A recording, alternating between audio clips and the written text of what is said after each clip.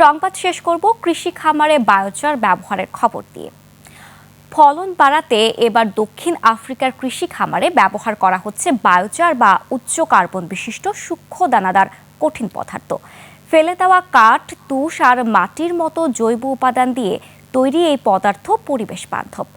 যে মাটিতে 1 থেকে 2% জৈব কার্বন থাকে, বায়োচারের সাহায্যে তা প্রায় 4% পর্যন্ত বাড়ানো যায়।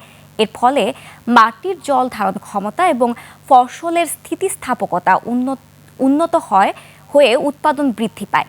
আগামীতে এর ব্যবহার আরও বাড়বে বলে জানান পরিবেশবিদরা। আফসানা নীলার ডেস্ক রিপোর্ট। দক্ষিণ আফ্রিকার হাইডেলবার্গের একটি গম খামারে কৃষিক্ষেত্রে চলছে নীরব বিপ্লব। চাষাবাদে পরিবেশ বান্ধব বায়োচার পদ্ধতি অনুসরণ করছেন এ অঞ্চলের কৃষিজীবীরা।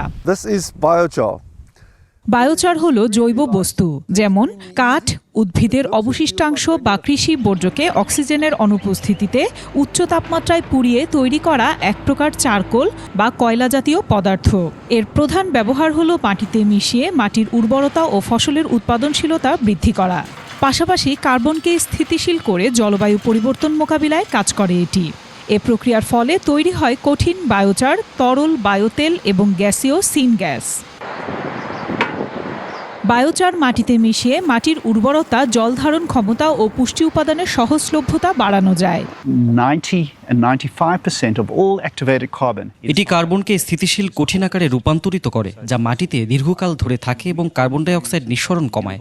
বায়োচার মাটির অম্লত্ব ও লবণাক্ততা নিয়ন্ত্রণে সাহায্য করে এবং বিষাক্ত পদার্থ শোষণ করে মাটির স্বাস্থ্য উন্নত করে।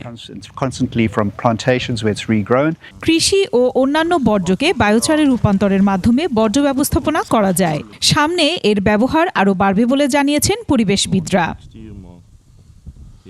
আফসানা নীলা, ডেস্ক রিপোর্ট, 21 টেলিভিশন।